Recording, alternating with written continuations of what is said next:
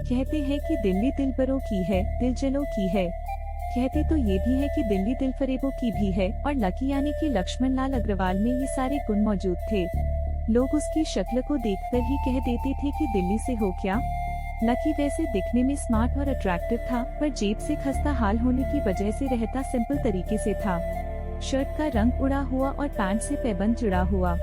कहने को तो उसकी उम्र के लड़के दिल्ली की सड़कों पर रात को मोटरबाइक दौड़ाते थे, लेकिन लकी और लक्ष्मण लाल अग्रवाल सिर्फ कमरे से कॉलेज में पढ़ाई और गर्लफ्रेंड डिम्पल के साथ थोड़ा वक्त बिताना, फिर कॉलेज से दुकान से जब होम डिलीवरी आई तो वहाँ, फिर घर चला जाता था। हाँ, कभी कभी जब वो किसी लड़के को खाली सड़क पर मोटरबाइक दंदनाते हुए देखता तो कहता, एक दिन अपना टाइम आएगा जब मैं चश्मा लगाकर बैठूंगा और मेरे पीछे डिम्पल को बैठाऊंगा। देखना, जब वो मेरी कमर में अपना हाथ कसेगी और मैं तेजी से मोटरसाइकिल को इंडिया गेट के आसपास दौड़ाऊंगा, तो सारी दिल्ली का दिल हम दोनों को देखकर जल जाएगा। दुकान में रखा हुआ बरनोल भी काम नहीं आएगा। लकी ने कहा और अपने हाथ में बरनोल की क्रीम को दबा दिया। जैसे ही उसने क्रीम को दबाया, उसका ढक्कन खुल गया और उसमें से सारी क्रीम बाहर आ गई। अबे गधे, क्या कर रहा है? वो कोई स्पंज की गेंद है क्या जो उसे दबा रहा है? दुकान के मालिक ने उसे फटकारते हुए कहा और उसके माथे में एक चपत लगा दी। सॉरी सर जी, सॉरी। लकी ने अपना सिर बचाते हुए कहा। वो करोल बाग में स्थित एक छोटी सी मेडिकल स्टोर पर काम करता था। उसकी दुकान का नाम था चमन मेडिकल स्टोर और उसके ओनर का नाम था चमन लाल। लकी पिछले 5 सालों से इन्हीं की दुकान पर काम कर रहा था। यहाँ इस छोटी शॉप पर काम करना उसकी मजबूरी थी। लाइफ में कंगाली की वजह से उसे कॉलेज में पढ़ाई पूरी करने के लिए पार्ट टाइम जॉब करना जरूरी था। उसने कई अच्छी जगह अच्छी तनख्वाह की नौकरी ढूंढी, पर नहीं मिली और वो इस मेडिकल पर ही अटक कर रह गया। गधे, अब इसके पैसे कौन तेरा बाप भरेगा? कटेगा। इसका पैसा भी तेरी तनख्वाह से कटेगा और इन आरपी से डबल कटेगा। चमन ने अपने दांतों को किचमिचाते हुए कहा। गुस्से की वजह से उसकी नाक खुल गई थी और लकी की सांसें। उसने घबराते हुए ओनर से पूछा, MRP से डबल क्यों सर जी? ताकि अगली बार से ऐसी कोई हरकत करने से पहले तू डबल बार सोचे। चमन ने कहा और उसके हाथ से ट्यूब छीन ली। उसका जी तो चाह रहा था कि वो लकी की खोपड़ी पर और एक बार अपना हाथ साफ कर ले, लेकिन उससे पहले ही दुकान का फोन बजने लगा।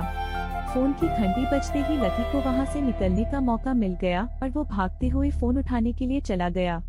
हेलो जी, करोल बाग के बेस्ट मेडिकल चमन मेडिकल से बोल रहा हूँ। बताइए क्या काम था? ये लकी की पेटेंट लाइन थी।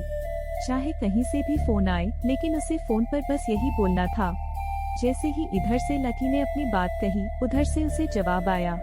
मैं ब्लूमिंग नाइट्स होटल के कमरा नंबर 303 से बात कर रहा हूँ। एक छोटा सा ऑर्डर है, नोट करो और जल्दी से होटल पर डिलीवर करवा दो। वो एक लड़के की आवाज थी।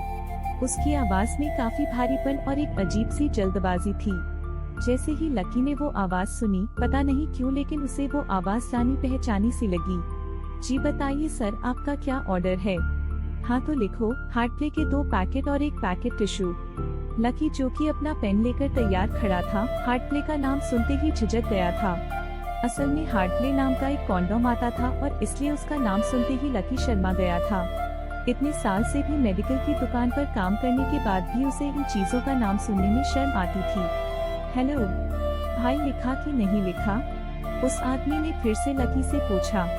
जी सर, लिख लिया सर। लकी ने खिसियाकर हंसते हुए कहा। लिख लिया तो फिर लेकर निकल, उस लड़के ने कहा। उसकी आवाज सुनकर ही ना जाने क्यों ऐसा लग रहा था कि वो कोई बहुत बड़ा आदमी था। जी सर, मैं निकल तो जाऊं, लेकिन बाहर तो बारिश हो रही है। लकी ने कहा। उसने देखा कि बाहर बहुत तेज बारिश हो रही थी। उनकी दुकान के सामने पानी भर गया था और तेज हवाओं की वजह से चमन मेडिकल स्टोर का बोर्ड भी गिर गया था। लकी को लग रहा था कि वो इतनी तेज बारिश में अभी एकदम से तो वो नहीं निकल पाएगा, तो उसने उस लड़के को समझाते हुए कहा, सर मैं आपका ऑर्डर ले तो आऊंगा, पर थोड़ा टाइम लगेगा, बारिश थोड़ी थम जाए। आप। इससे पहले वो कुछ आगे बोल पाता, फोन पर लड़का बोल पड़ा। तुम्हारे मालिक को पता है कि तुम मल्होत्रा जी के लड़के को मना कर रहे हो? बहस मत करो। हाँ पता है बारिश हो रही है, इसलिए सारा सामान अच्छे से थैली में पैक करके लाना और लेट नहीं होना चाहिए, समझे? उस लड़के ने कहा, और इससे पहले कि लकी आगे कुछ कह पाता उसने फोन काट दिया था। उधर से लकी की दुकान का ओनर उसे घूरकर देखे जा रहा था। लकी के हाथ में पेन और पेपर देखकर ही वो समझ गया था कि उसके पास कोई ऑर्डर आया था। आज वैसे भी इतनी बरसात होने की वजह से सुबह से इक्का दुक्का ग्राहक ही दुकान पर आए थे। ऐसे में उसकी दुकान का मालिक एक भी ऑर्डर को छोड़ना नहीं चाहता था। वो लकी को देख रहा था और लकी बारिश की ओर देख रहा था। बारिश का बहाना नहीं चलेगा, जाना पड़ेगा। चमन लाल ने कहा, मैं बहाना नहीं कर रहा, थोड़ी बारिश धीमी हो जाए तो मैं चला जाऊंगा। अभी आप खुद ही देखिए कितनी तेज बारिश है। वो पता नहीं कोई मिस्टर मल्होत्रा का बेटा है, कुछ ज्यादा ही जल्दी में था सर जी, मैं साइकिल से तो पहुंच ही नहीं पाऊंगा इतनी जल्दी। लकी ने उनकी ओर देखते हुए कहा। क्या कहा? मिस्टर मल्होत्रा का बेटा? तू मेरी दुकान बंद करवाएगा क्या? अभी के अभी निकल उनका ऑर्डर लेके, वो हमारे बहुत पुराने कस्टमर हैं। चमन ने कहा।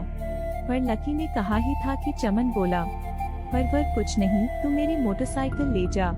उन्होंने गुस्से में कहा, अरे सर जी, 200 के ऑर्डर में मुश्किल से 40 रुपए बचेंगे, इससे 3 गुना का तो पेट्रोल ही लग जाएगा, और अगर गाड़ी रास्ते में बंद हो गई तो और खर्चा। लकी ने समझाते हुए कहा। वो जानता था कि उसका मालिक इन सब बातों पर ध्यान नहीं देने वाला था। चमन लाल बोला, कोई बात नहीं, तू जा, चाहे जो हो जाए, ग्राहक नाराज नहीं होना चाहिए, और वो तो मल्होत्रा जी का बेटा है। चमन लाल ने मोटरसाइकिल की चाबी लकी की ओर उछालते हुए कहा। लकी ने चाबी ली। उसे देखकर उसके अंदर मिक्स फीलिंग्स आईं। एक तो वो खुश हुआ कि बड़े दिनों बाद बाइक चलाने मिलेगी, पर वहीं दूसरी तरफ दुखी इसलिए हुआ कि बाइक मिली भी तो ऐसी तेज बारिश में, अगर खराब हो गई तो इसकी चपाट भी उसके सर ही पड़ेगी। वो मुंह लटकाकर रेनकोट और हेलमेट पहनते हुए वहाँ से निकल गया। बाहर आके बाइक को देख के लकी ने मन में सोचा, चलो ठीक है, जो होगा देखा जाएगा, कम से कम बाइक चलाने मिल रही है। दरअसल लकी इतने साल काम करने के बाद भी अपने लिए एक मोटरसाइकिल भी नहीं खरीद पाया था। लकी की तनख्वाह ही इतनी भर थी कि सिर्फ उसके कमरे का किराया, उसकी साइकिल में डालने वाली हवा का खर्चा, बिजली पानी का बिल और डिम्पल के साथ महीने में 1-2 बार बाहर खाने का खर्चा ही निकल पाता था। उसे डिम्पल की कही बात अक्सर याद आती थी। लकी, अगर अगले 2 महीने में बाइक नहीं खरीदी ना, तो मैं तेरे से ब्रेकअप कर लूंगी देखना। असल में डिम्पल को लकी के साथ बाइक पर घूमने की बड़ी तमन्ना थी। लकी की इस उजाड़ जिंदगी में वही तो एक थी जिसके लिए जिंदा रहने को उसका जी चाहता था। जब भी वो उससे बाइक की बात करती तो लकी डिम्पल की इस बात को हंसकर टाल देता था। वो अपने मन में इस बात को अच्छे से जानता था कि डिम्पल उससे बहुत प्यार करती थी और वो उसे कभी छोड़कर नहीं जा सकती थी। वो दोनों एक दूसरे में ऐसे खुले मिले थे जैसे बादल में बरसात खुल जाती थी। लकी को डिम्पल बहुत पसंद थी और वो उसके लिए दुनिया जहां की खुशियां खरीद कर ला देना चाहता था। वो चाहता था कि एक दिन वो डिम्पल को प्लेन में बैठाए, लेकिन उसके ये सब ख्वाब इस कम तनख्वाह की नौकरी की वजह से तो कभी पूरे नहीं होने वाले थे। पर आज उसके पास मौका था।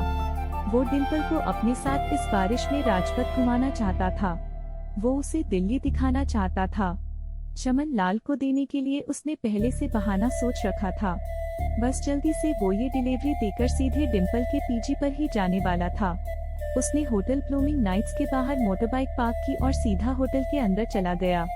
लकी ने रिसेप्शन पर पहुंचकर नमस्ते करते हुए रिसेप्शनिस्ट को बोला, जी मैं चमन मेडिकल स्टोर से आया हूं, रूम नंबर 303 का ऑर्डर था। रिसेप्शन पर खड़ा आदमी उसके हाथ में काली थैली को देखकर ही समझ गया था कि उसने क्या था और वो मंदमंद मुस्कुराते हुए बोला, 3rd फ्लोर पर है, लिफ्ट से चले जाओ, रेनकोट यहीं उतार देना। जैसा उस आदमी ने कहा, लकी ने वैसा ही किया और लिफ्ट में चढ़ने की कुछ ही देर के बाद वो तीसरे माले पर पहुंच गया था। वो रूम नंबर 303 के बाहर पहुंचा और उसने डोरबेल बजाई। जैसे ही दरवाजा खुला, लकी ने थैली आगे बढ़ाते हुए कहा, नमस्ते, मैं चमन मेडिकल स्टोर से लकी, ये आपका। इससे पहले कि लकी आगे कुछ कह पाता, उसकी आंखें फटी की फटी रह गई थीं। उसने अपने सामने जो देखा उसके बाद उसे ऐसा लगा कि बंद छत के नीचे भी उसके ऊपर आसमान से आकर एक जोरदार बिजली गिर गई थी। उसके सामने एक लड़की खड़ी थी। वो लड़की और कोई नहीं बल्कि उसकी गर्लफ्रेंड डिम्पल ही थी। उसने एक पर्पल कलर का नाइट गाउन पहना हुआ था। उसके काले घने बाल गीले थे और उसने उन्हें अपने कंधों पर फैला रखा था। उसकी खुशबू से ही ये चीज साफ पता चल रही थी कि वो अभी अभी नहाकर आई थी। डिम्पल, रिम्पल तुम यहाँ क्या कर रही हो? लकी को अपनी आंखों पर विश्वास ही नहीं हो रहा था। उसने 2 बार अपनी पलकें झपकाकर देखा, लेकिन दोनों बार उसे अपने सामने डिम्पल ही नजर आई। तुम यहाँ क्या मेरा पीछा करते हुए आई हो? रिम्पल ने उल्टा उसी के ऊपर पलटवार करते हुए कहा। लकी को देखकर उसके दिल की धड़कन भी तेज हो गई थी। उसे उम्मीद नहीं थी कि लकी यहाँ आ जाएगा। उसने ना तो सुबह से उसे फोन किया था और ना ही उसके मैसेज का कोई जवाब दिया था। वो अपने मन में सोचकर बैठी थी कि वो अगले दिन खुद ही उससे मिलकर बोल देगी कि उसकी तबीयत खराब थी। रिम्पल बेबी क्या हो गया? किससे बात कर रही हो? अचानक से एक गबरू जवान सा लड़का दरवाजे के पास आकर खड़ा हो गया था। उसने बनियान और चड्ढा पहना हुआ था। लकी उसे पहचान गया था। कौन था वो लड़का और डिम्पल क्यों दे रहा था लकी को धोखा? जानने के लिए बने रहिए हमारे साथ और चैनल को सब्सक्राइब करके बेल आइकॉन ऑन कर दीजिए।